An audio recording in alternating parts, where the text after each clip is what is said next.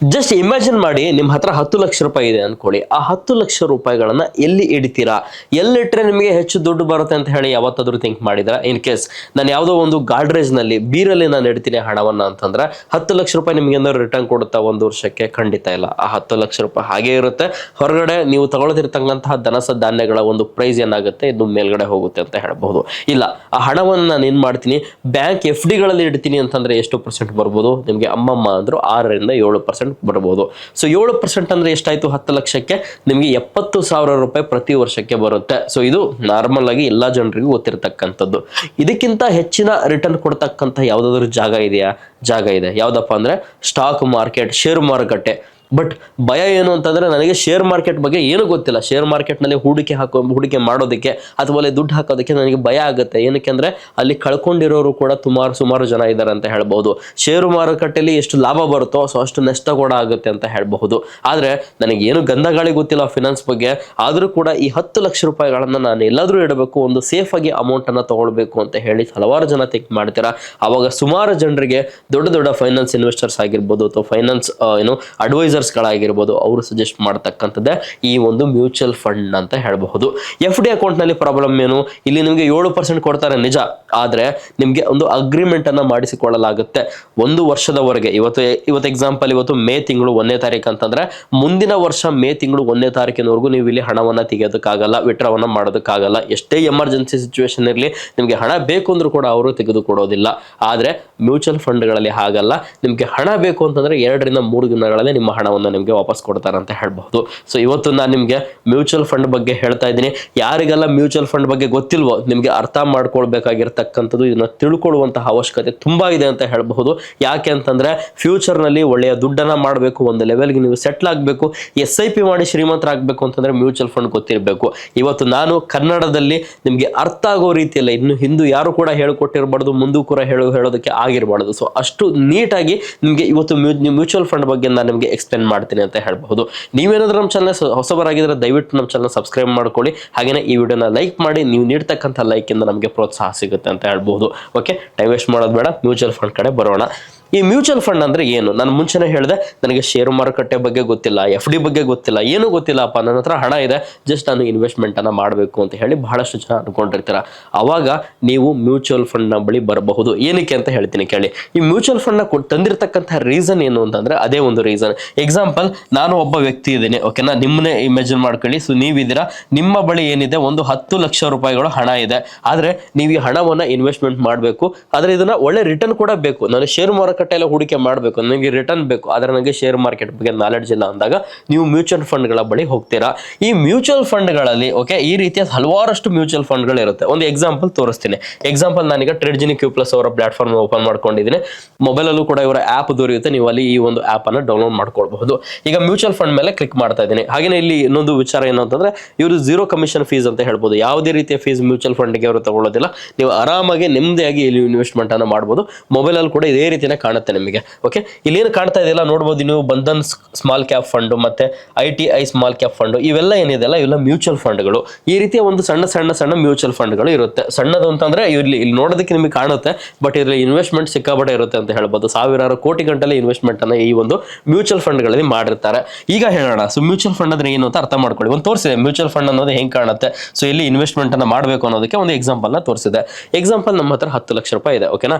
So ನಿಮ್ಮ ಹತ್ರ 10 ಲಕ್ಷ ರೂಪಾಯಿ ಇದೆ, ನಿಮ್ಗೆ ಶೇರ್ ಮಾರ್ಕೆಟ್ ಬಗ್ಗೆ ನಾಲೆಡ್ಜ್ ಇಲ್ಲ, ಯಾವುದೇ FD ಬಗ್ಗೆ ನಾಲೆಡ್ಜ್ ಇಲ್ಲ, ಏನು ಗೊತ್ತಿಲ್ಲ, ಆದ್ರೆ ನನಗೆ ಒಳ್ಳೆ ಹಣ ಬೇಕು. ಅವಾಗ ನೀವೇನ್ ಮಾಡ್ತೀರಾ? ಮ್ಯೂಚುವಲ್ ಫಂಡ್ ಗಳ ಬಳಿ ಹೋಗ್ತೀರಾ. ಈ ಮ್ಯೂಚುವಲ್ ಫಂಡ್ ಗಳಲ್ಲಿ ಕ್ವಾಲಿಫೈಡ್ ಫಂಡ್ ಮ್ಯಾನೇಜರ್ಸ್ ಇರ್ತಾರೆ, ಓಕೆನಾ?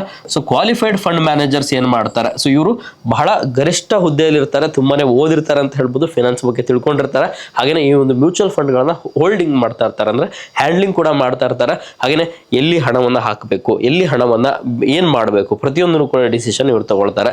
ಇವರ ಕೆಳಗಡೆ ದೊಡ್ಡ ಒಂದು ಟೀಮ್ ಇರುತ್ತೆ ಅಂತ ಹೇಳಬಹುದು. ಸೊ ಈ ಟೀಮ್ ಏನ್ ಮಾಡುತ್ತೆ ಅಂದ್ರೆ, ಇಲ್ಲಿ ಕೂಡ ರಿಸರ್ಚ್ ಅನಲಿಸ್ಟ್ ಇರ್ತಾರೆ. ಸೊ ಇವರು ಈ ಒಂದು ಷೇರು ಮಾರುಕಟ್ಟೆ ಬಗ್ಗೆ ಅಧ್ಯಯನ ಮಾಡ್ತಾ ಇರ್ತಾರೆ. ಮಾಡ್ತಿರ್ತಾರೆ, ಗೋಲ್ಡ್ಗಳ ಬಗ್ಗೆ ಅಧ್ಯಯನ ಮಾಡ್ತಿರ್ತಾರೆ, ಬಾಂಡ್ಗಳ ಬಗ್ಗೆ ಅಧ್ಯಯನ ಮಾಡ್ತಿರ್ತಾರೆ.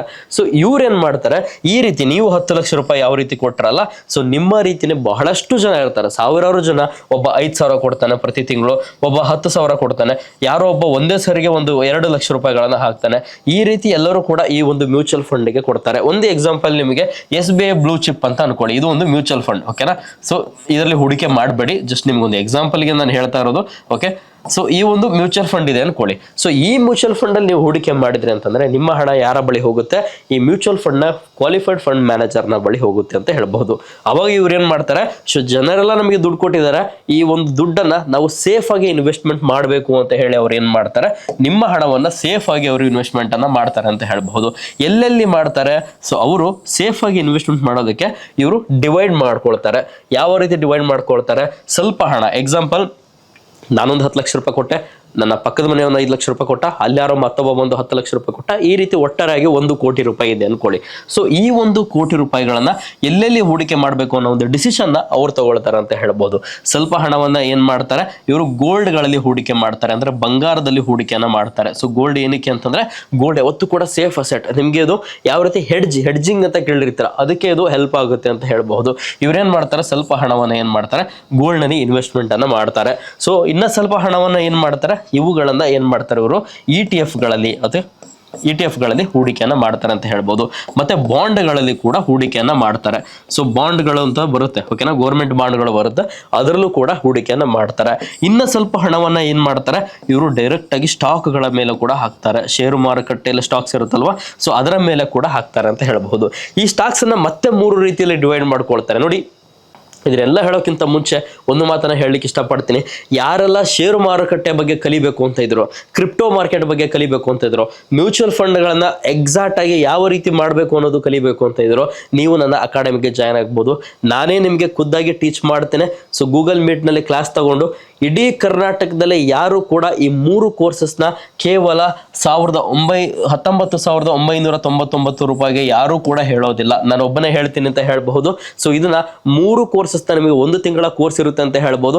ಇದನ್ನ ನಾನು ನಿಮಗೆ ಟೀಚ್ ಮಾಡ್ತೇನೆ. ಸೊ ನಿಮ್ಗೆ ಏನಾದರೂ ಕಲಿಬೇಕು ಅಂತ ಆಸಕ್ತಿ ಇದ್ರೆ, ಸೊ ಮೇಲ್ಗಡೆ ನಂಬರ್ ಡಿಸ್ಪ್ಲೇ ಆಗ್ತಿದೆ, ಈ ನಂಬರ್ಗೆ ನೀವು ಕರೆ ಮಾಡಬಹುದು. ನಾನು ನಿಮಗೆ ಎಕ್ಸ್ಟ್ರಾ ಇನ್ಫಾರ್ಮೇಶನ್ ಕೊಡ್ತೀನಿ. ಪ್ರತಿ ತಿಂಗಳು ಒಂದೊಂದು ಬ್ಯಾಚ್ ಸ್ಟಾರ್ಟ್ ಆಗುತ್ತೆ. ಸೊ ಇಲ್ಲಿ ನೀವು ಕಲ್ತ್ರೆ ಷೇರು ಮಾರುಕಟ್ಟೆಯಲ್ಲಿ ಯಾವ ರೀತಿ ಹಣ ಮಾಡ್ಬೋದು, ಈಗೇನು ಯಾವ ರೀತಿ ನಿಮಗೆ ಮ್ಯೂಚುವಲ್ ಫಂಡ್ ಹೇಳ್ಕೊಡ್ತಾ ಇದನ್ನ, ಇದೇ ರೀತಿನೇ ನಿಮಗೆ ಷೇರು ಮಾರುಕಟ್ಟೆ ಹೇಳ್ಕೊಡ್ತೀನಿ ಅಂತ ಹೇಳ್ಬೋದು, ಅರ್ಥ ಮಾಡಿಸಿ ಹೇಳ್ಕೊಡ್ತೀನಿ. ಸೊ ಯಾವ ರೀತಿ ಒಳ್ಳೊಳ್ಳೆ ಷೇರುಗಳನ್ನ ಹೂಡಿಕೆ ಮಾಡಬೇಕು, ಯಾವ ರೀತಿ ಹುಡುಕಬೇಕು, ಹಾಗೆ ಯಾವ ರೀತಿ ಟ್ರೇಡಿಂಗ್ ಅನ್ನ ಮಾಡಬೇಕು, ಟ್ರೇಡಿಂಗ್ ಅನ್ನ ಏನಕ್ಕೆ ಕಲಿಬೇಕು, ಸೊ ಟ್ರೇಡಿಂಗ್ ಮಾಡಿ ಯಾವ ರೀತಿ ಹಣ ಮಾಡಬೇಕು, ಜೊತೆಗೆ ಮ್ಯೂಚುವಲ್ ಫಂಡ್ಗಳಲ್ಲಿ ಹೂಡಿಕೆ ಮಾಡೋದು ಹೇಗೆ, ಒಳ್ಳೊಳ್ಳೆ ಸ್ಟಾಕ್ಗಳನ್ನ ಯಾವ ರೀತಿ ಸೆಲೆಕ್ಟ್ ಮಾಡ್ಕೊಳ್ಬೇಕು ಅನ್ನೋದನ್ನು ಕೂಡ ಹೇಳ್ಕೊಡ್ತೀನಿ. ಅದಾದ್ಮೇಲೆ ನೆಕ್ಸ್ಟ್ ಕ್ರಿಪ್ಟೋ ಮಾರ್ಕೆಟ್, ತುಂಬಾ ಇಂಪಾರ್ಟೆಂಟ್. ಬಹಳ ಜನ ಹೇಳ್ಬೋದು ಕ್ರಿಪ್ಟೋ ಮಾರ್ಕೆಟ್ ಅಂತಕ್ಕಂಥದ್ದು ಹಾಗೆ ಹೀಗೆ ಅಂತೇಳಿ, ಬಟ್ ನಾನು ಹೇಳ್ತಾ ಇದ್ದೀನಿ, ನೀವು ನಿಜವಾದ ಬುದ್ಧಿವಂತರಾಗಿದ್ರೆ, ನೀವು ಫ್ಯೂಚರ್ನ ನೋಡ್ಬೇಕು ಅಂತಂದ್ರೆ ಕ್ರಿಪ್ಟೋ ಮಾರ್ಕೆಟ್ ಕಲಿಬೇಕಾಗಿರತಕ್ಕಂಥದ್ದು ಬಹಳ ಅವಶ್ಯಕತೆ ಇದೆ. ನಾನು ಮತ್ತೆ ಹೇಳ್ತಾ ಇದ್ದೀನಿ ಒತ್ತೆ. ಸೊ ದಯವಿಟ್ಟು ನೀವೇನಾದ್ರೂ ಕಲಿಬೇಕು ಅಂದ್ರೆ ಇಡೀ ಕರ್ನಾಟಕದಲ್ಲಿ ಈ 3 ಕೋರ್ಸಸ್ನ ಹೇಳ್ಕೊಡೋದಕ್ಕೆ ನಿಮಗೆ ಹತ್ತಿರ 80,000 ಮೇಲ್ಗಡೆ ಚಾರ್ಜ್ ಮಾಡ್ತಾರೆ. ಯಾರು ಕೂಡ 80,000 ಒಳಗಡೆ ಹೇಳ್ಕೊಡ್ಲಿಕ್ಕೆ ಚಾನ್ಸ್ ಇಲ್ಲ. ನಾನು ಒಬ್ಬನೇ ಇದನ್ನ 19,999 ರೂಪಾಯಿಗೆ ಲಾಂಚ್ ಮಾಡಿದ್ದೀನಿ ಅಂತ ಹೇಳ್ಬೋದು. ಹಾಗೇನೆ ಯಾರು ಹೇಳ್ದಿರತಕ್ಕಂಥ ಟ್ರಿಕ್ಗಳನ್ನ, ಸ್ಟ್ರಾಟಜಿಗಳನ್ನ ನಿಮಗೆ ಹೇಳ್ಕೊಡ್ತೀನಿ ಅಂತ ಹೇಳ್ಬಹುದು. ಓಕೆ, ತಿರ್ಗಾ ಇಲ್ಲಿಗೆ ಬರೋಣ. ನೋಡಿ, ಈ ಒಂದು ಸ್ಟಾಕ್ಗಳಲ್ಲಿ ನಿಮಗೆ 3 ರೀತಿ ಬರುತ್ತೆ. ಒಂದನ್ನ ನಾವು ಏನಂತ ಕರಿತೀವಿ ಅಂತಂದ್ರೆ ಪೆನಿ ಸ್ಟಾಕ್ಸ್ ಅಂತ ಕರಿತೀವಿ, ಮೀಡಿಯಂ ಸ್ಟಾಕ್ಸ್ ಅಂತ ಕರಿತೀವಿ, ಲಾರ್ಜ್ ಕ್ಯಾಪ್ ಸ್ಟಾಕ್ಸ್ ಅಂತ ಕರಿತೀವಿ. ಇನ್ನು ತುಂಬಾ ಇದೆ. ನಿಮಗೆ ಕ್ಲಾಸ್ಗಳಲ್ಲಿ ನಿಮ್ಗೆ ಇಂಟ್ರೆಸ್ಟ್ ಇದ್ರೆ ನೀವು ಕ್ಲಾಸಿಗೆ ಜಾಯ್ನ್ ಆಗುವಾಗ ನಾನು ಇಲ್ಲಿ ಹೇಳ್ಕೊಡ್ತೀನಿ, ಇದನ್ನೆಲ್ಲ ಇನ್ ಡೆಪ್ತ್ ಆಗಿ ಹೇಳ್ಕೊಡ್ತೀನಿ. ಇಲ್ಲಿ ಪಾಪ ಯಾರು ಹೊಸಬ್ರಿದಾರೋ ಅವ್ರಿಗೆ ಅರ್ಥ ಆಗೋದಿಲ್ಲ, ಅದಕ್ಕೋಸ್ಕರ ಸಿಂಪಲ್ ಆಗಿ ನಾನು ಮೂವ್ ಆನ್ ಆಗ್ತೇನೆ. ಈಗ ನೋಡಿ, ಈ ರೀತಿ ಸ್ಟಾಕ್ಗಳಿರುತ್ತೆ. ಸೊ ಈ ರೀತಿ ಜನರ ಹಣವನ್ನ ಸೇಫ್ ಆಗಿ ಈ ರೀತಿ ಎಲ್ಲದರಲ್ಲೂ ಕೂಡ ಇನ್ವೆಸ್ಟ್ಮೆಂಟ್ ಅನ್ನ ಮಾಡ್ತಾರೆ. ಸೊ ಇದರಲ್ಲಿ ಬಂದಿರತಕ್ಕಂಥ ಹಣಗಳನ್ನ ಸೊ ಜನರಿಗೆ ಡೈರೆಕ್ಟ್ ಆಗಿ ನೀಡ್ತಾರೆ ಅಂತ ಹೇಳ್ಬಹುದು. ಸೊ ಅದನ್ನ ಯಾವ ರೀತಿ ನೀಡ್ತಾರೆ, ಹೇಗೆ, ಪ್ರತಿಯೊಂದನ್ನು ಕೂಡ ಇನ್ ಡೆಪ್ತ್ ಆಗಿ ನಾನು ಮುಂದಿನ ಟೈಮ್ನಲ್ಲಿ ಹೇಳ್ತೀನಿ. ಸೊ ಈಗ ನಾನು ಬಹಳ ಇನ್ ಡೆಪ್ತ್ ಆಗಿ ಹೋಗ್ಬಿಟ್ಟೆ ಅಂದ್ರೆ ಯಾರಿಗೂ ಅರ್ಥ ಆಗಲ್ಲ. ಜಸ್ಟ್ ಇಷ್ಟು ಅರ್ಥ ಆಗಿದೆಯಾ, ಕಂಪ್ಲೀಟ್ ಆಗಿ ಮ್ಯೂಚುವಲ್ ಫಂಡ್ ಅರ್ಥ ಮಾಡ್ಕೊಂಡಿದ್ದೀರಾ ಅಂತ ಅರ್ಥ. ಓಕೆನಾ. ಹಾಗೇನೆ ಈ ಒಂದು ಮ್ಯೂಚುವಲ್ ಫಂಡ್ಗಳಲ್ಲಿ ಹೂಡಿಕೆಯನ್ನು ಮಾಡೋದು ಈ ರೀತಿ ಇರುತ್ತೆ. ಬಟ್ ಯಾವ ಒಂದು ಮ್ಯೂಚುವಲ್ ಫಂಡ್ಗಳನ್ನು ಸೆಲೆಕ್ಟ್ ಮಾಡ್ಕೊಳ್ಬೇಕು ಅನ್ನೋದು ಕೂಡ ಇಂಪಾರ್ಟೆಂಟ್ ಆಗುತ್ತೆ. ಇಷ್ಟು ಅರ್ಥ ಆದ್ರೆ ನಿಮಗೆ ಮ್ಯೂಚುವಲ್ ಫಂಡ್ ಅರ್ಥ ಆಗಿದೆ ಅಂತ ಅರ್ಥ. ಓಕೆನಾ. ಸೊ ಮ್ಯೂಚುವಲ್ ಫಂಡ್ಗಳಲ್ಲಿ ಈ ರೀತಿ ಹಣವನ್ನ ಹೂಡಿಕೆಯನ್ನು ಮಾಡ್ತಾರೆ ಅಂತ ಹೇಳ್ಬೋದು. ಇದರಿಂದ ಸೇಫ್ ಆಗಿ ನಿಮ್ಮ ಹಣ ಒಂದು ಇನ್ವೆಸ್ಟ್ಮೆಂಟ್ ಆಗುತ್ತೆ ಅಂತ ಹೇಳ್ಬಹುದು. ಸೊ ಇದರಿಂದ ನಮಗೆ ರಿಟರ್ನ್ ಎಷ್ಟು ಬರುತ್ತೆ ಸರ್ ಅಂತ ಹೇಳಿ ಬಹಳಷ್ಟು ಜನ ಕೇಳಬಹುದು. ಸೊ ರಿಟರ್ನ್ ನನಗೆ ಗೊತ್ತಿರೋ ಪ್ರಕಾರ ನಿಮಗೆ ಇದರಲ್ಲಿ ಬಹಳಷ್ಟು ಕ್ಯಾಟಗರಿ ಇದೆ. ಓಕೆ, ಸೊ ಇದನ್ನ ಅರ್ಥ ಮಾಡ್ಕೊಳ್ಳಿ. ಈ ಒಂದು ನೀವು ಯಾವ ರೀತಿ ರಿಸ್ಕ್ ತಗೊಳ್ತೀರಿ ಮಾಡ್ತೀರಾ ಅನ್ನೋದು ಮೇಲೆ ಆಗುತ್ತೆ.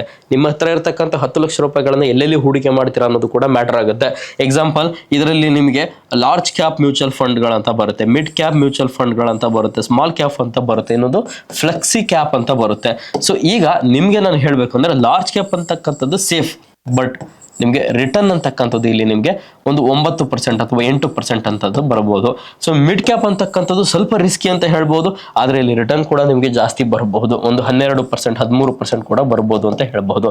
ಈ ಸ್ಮಾಲ್ ಕ್ಯಾಪ್ ಅಂತಕ್ಕಂಥದ್ದು ಬಹಳ ಡೇಂಜರ್. ಓಕೆನಾ? ಸೊ ಇಲ್ಲಿ ನೀವೇನಾದ್ರೂ ಇನ್ವೆಸ್ಟ್ಮೆಂಟ್ ಮಾಡ್ತೀರಾ ಅಂತಂದ್ರೆ ನಿಮಗೆ ಇಲ್ಲಿ ಇನ್ನೂ ಹೆಚ್ಚು ರಿಟರ್ನ್ ಬರುತ್ತೆ, ಬಟ್ ಇನ್ನು ಲಾಸ್ ಕೂಡ ಅಷ್ಟಾಗುವಂತ ಸಾಧ್ಯತೆ ಇರುತ್ತೆ.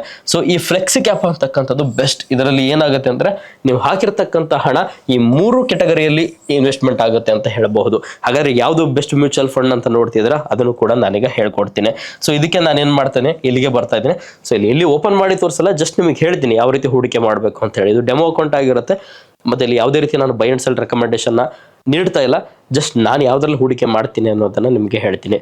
ಸೊ ನಿಮ್ಮ ಬಳಿ ಇರ್ತಕ್ಕಂಥ ಹಣವನ್ನ, ಸೊ ಮೇನ್ ಆಗಿ ನಾನು ಹೇಳೋದಾದ್ರೆ HDFC ಫ್ಲೆಕ್ಸಿ ಕ್ಯಾಪ್ ಅಂತ ಹೇಳಿ ಒಂದು ಮ್ಯೂಚುವಲ್ ಫಂಡ್ ಇದೆ. ಮತ್ತೆ ಹೇಳ್ತಾ ಇದ್ದೀನಿ, ನಾನು ಇಲ್ಲಿ ತೋರಿಸೋದಕ್ಕಾಗಲ್ಲ, ಏನಕ್ಕೆ ಅಂತಂದ್ರೆ ಇಲ್ಲಿಗಲ್ ಆಗುತ್ತೆ. ನಾನು ಯಾವ್ದ್ರಲ್ಲಿ ಇನ್ವೆಸ್ಟ್ಮೆಂಟ್ ಮಾಡ್ತೀನಿ ಅಂತ ಹೇಳ್ತಾ ಇದ್ದೀನಿ. ನಿಮಗೆ ನಾನು ಯಾವುದೇ ರೀತಿ ಒತ್ತಾಯನ ಮಾಡ್ತಾ ಇಲ್ಲ ಇದರಲ್ಲಿ ಹಾಕಿ ಅಂತ ಹೇಳಿ, ನೀವು ಬೇಕು ಅಂದ್ರೆ ರಿಸರ್ಚ್ ಮಾಡ್ಕೊಳ್ಬಹುದು. HDFC ಮ್ಯೂಚುವಲ್ ಕ್ಯಾಪ್ ಹಾಕೋದ್ರಿಂದ ಏನು ಅಂತಂದ್ರೆ ಇದು ಎಲ್ಲಾ ಕಡೆ ಹೂಡಿಕೆಯನ್ನ ಮಾಡುತ್ತೆ, ನಿಮ್ಮ ಹಣವನ್ನು ಸೇಫ್ ಆಗಿರುತ್ತೆ, ಒಳ್ಳೆ ರಿಟರ್ನ್ ಅನ್ನು ಕೂಡ ಕೊಡುತ್ತೆ ಅಂತ ಹೇಳ್ಬಹುದು. ಒಂದೇದು HDFC ಫ್ಲೆಕ್ಸಿ ಕ್ಯಾಪ್, ಅದರಲ್ಲೂ ಕೂಡ ಹಾಕ್ತೇನೆ. HDFC ಮಿಡ್ ಕ್ಯಾಪ್ ಫಂಡ್ ಇದೆ, ಅದರಲ್ಲೂ ಕೂಡ ಚೆನ್ನಾಗಿದೆ. HDFC ಸ್ಮಾಲ್ ಕ್ಯಾಪ್ ಫಂಡ್, ಈ 3 ಕೂಡ ತುಂಬಾ ಚೆನ್ನಾಗಿದೆ ಅಂತ ಹೇಳ್ಬೋದು. ಈ 3ನ ಬಿಟ್ಟು ಮತ್ತೊಂದು ಯಾವ್ದಾದ್ರು ಇದೆಯಾ ಸರ್?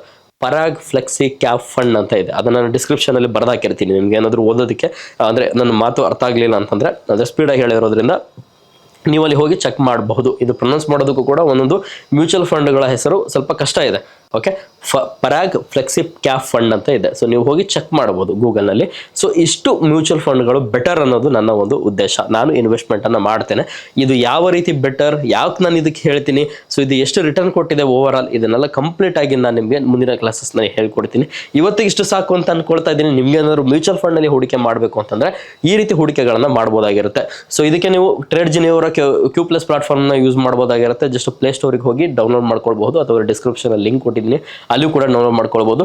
ಅದಲ್ಲದೆ ನೀವು ಗುರು, ಅಪ್ಸ್ಟಾಕ್, ಜರೋದಾ, ನಿಮ್ಮ ಹತ್ರ ಯಾವ ಡಿಮಾರ್ಟ್ ಅಕೌಂಟ್ ಇದೆಯಲ್ಲ ಎಲ್ಲದರಲ್ಲೂ ಕೂಡ ಮಾಡಬಹುದು. ಇದೊಂದು ಅಂತಲ್ಲ, ಬಟ್ ಇಲ್ಲಿ ನಿಮಗೆ ಕಮಿಷನ್ ಚಾರ್ಜ್ ಅಂತಕ್ಕಂಥದ್ದು 0 ಇರುತ್ತೆ ಅಂತ ಹೇಳಬಹುದು. ಸೊ ಈ ರೀತಿ ಹೂಡಿಕೆಯನ್ನ ಮಾಡಿ SIP ನ ಯಾವ ರೀತಿ ಮಾಡಬೇಕು, SIP ನ ಯಾವ ರೀತಿ ಸೆಟಪ್ ಮಾಡಬೇಕು, ಪ್ರತಿಯೊಂದನ್ನು ಕೂಡ ನಿಮಗೆ ಮುಂದಿನ ಕ್ಲಾಸಸ್ ನಲ್ಲಿ ನಾನು ಹೇಳ್ಕೊಡ್ತೇನೆ. ನೀವೇನಾದ್ರೂ ಹೊಸಬರಾಗಿದ್ರೆ ಶೇರ್ ಮಾರ್ಕೆಟ್ ಬಗ್ಗೆ, ಮ್ಯೂಚುವಲ್ ಫಂಡ್ ಬಗ್ಗೆ ಕಲಿಬೇಕು ಅಂತ ಇದ್ರೆ ನಮ್ಮ ಚಾನಲ್ ಸಬ್ಸ್ಕ್ರೈಬ್ ಮಾಡ್ಕೊಳ್ಳಿ. ಹಾಗೆ ವಿಡಿಯೋ ಇಷ್ಟ ಆಗಿದ್ರೆ ವಿಡಿಯೋನ ಲೈಕ್ ಮಾಡಿ. ಮತ್ತೆ ಶೇರ್ ಮಾರ್ಕೆಟ್ ಬಗ್ಗೆ ಕಲಿಬೇಕು ಎಂದು, ಟ್ರೇಡಿಂಗ್ ಅನ್ನ ಮಾಡಬೇಕು, ಕ್ರಿಪ್ಟೋ ಮಾರ್ಕೆಟ್ ಬಗ್ಗೆ ಎಕ್ಸ್ಪೆಷಲಿ ನನ್ನ ಬಳಿ ಕಲಿಬೇಕು ಅಂತಂದ್ರೆ ಇಲ್ಲಿ ಮೇಲೆ ಕಾಣ್ತಿರ್ತಕ್ಕಂಥ ನಂಬರ್ಗೆ ಕರೆ ಮಾಡಿ, ಅಥವಾ ನೀವು www.finraiseacademy.com ಗೆ ನೀವು ಭೇಟಿಯನ್ನ ನೀಡಬಹುದು. ಸೊ ಮುಂದಿನ ವಿಡಿಯೋದಲ್ಲಿ ಮತ್ತೆ ಭೇಟಿ ಆಗೋಣ. ಧನ್ಯವಾದ.